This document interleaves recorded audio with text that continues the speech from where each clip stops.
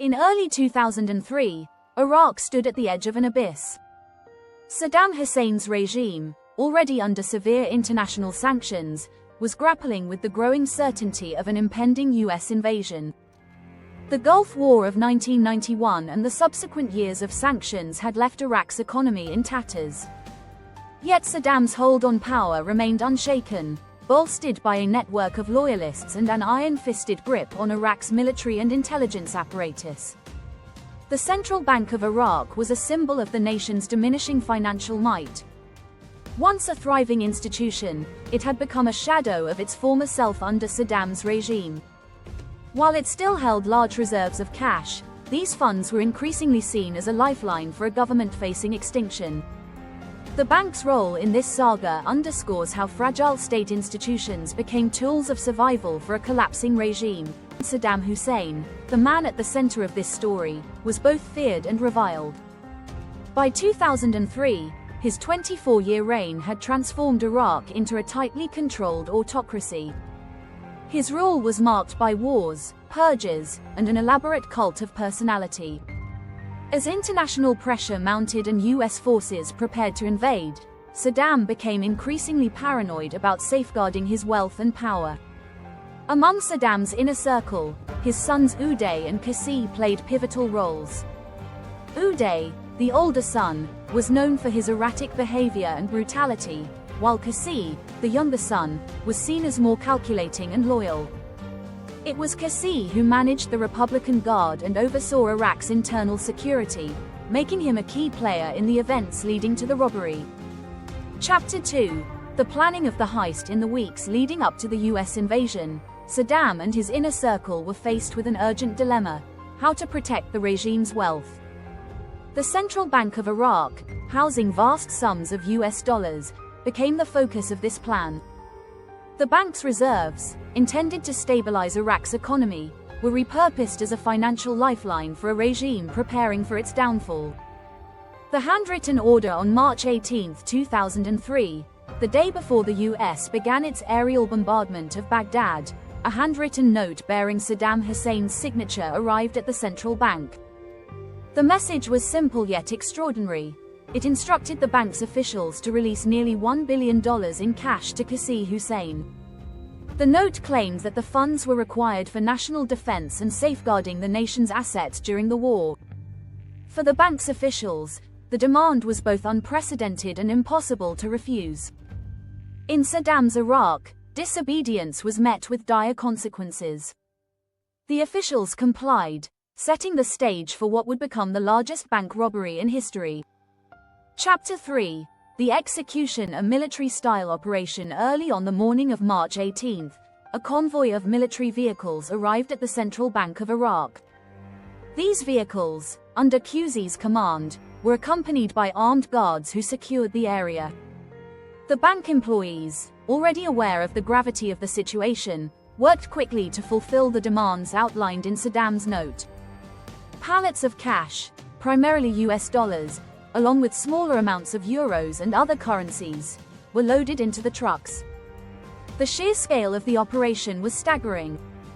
Witnesses described bundles of $100 bills, shrink-wrapped and stacked neatly, being moved with military efficiency. The entire operation took just a few hours, and by midday, the convoy had disappeared into the sprawling city of Baghdad. The disappearance. The trucks carrying the money vanished into Saddam's network of palaces, bunkers, and secret hideouts.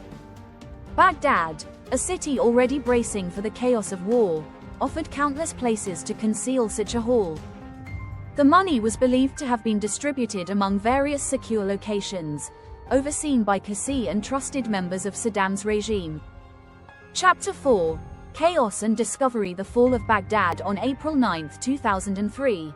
Just 3 weeks after the heist, US forces captured Baghdad. The city descended into chaos as looting erupted across government buildings, museums, and businesses. The central bank itself was ransacked, but by then, the bulk of its cash reserves had already been taken in Qassi's operation.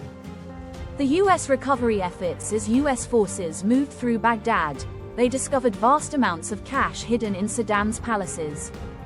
In one instance, soldiers uncovered $650 million in $100 bills stored in metal boxes. While this discovery was significant, it fell far short of the $920 million taken from the central bank. The remaining funds, approximately $270 million, vanished without a trace. Investigators speculated that the money had been stolen during the chaos, hidden in undiscovered locations, or used to fund the insurgency against U.S. forces.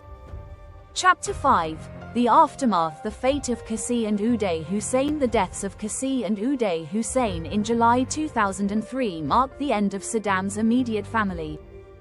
The brothers were killed during a fierce firefight with U.S. forces in Mosul. Their deaths brought some closure to the regime's downfall but left many questions unanswered, particularly about the fate of the missing money. Saddam's capture and interrogation. Saddam Hussein was captured in December 2003, hiding in an underground bunker near Tikrit. During his interrogation, U.S. officials reportedly questioned him about the missing funds. However, Saddam remained evasive, offering no clear answers about the money's whereabouts. Chapter 6: The Mystery of the Missing Millions. Theories and speculation. The missing $270 million has sparked endless speculation. One theory is that the money was used to fund the insurgency, providing financial support to militant groups fighting against U.S. forces. Another possibility is that the funds were stolen by Saddam's loyalists or opportunistic looters during the chaos of the invasion.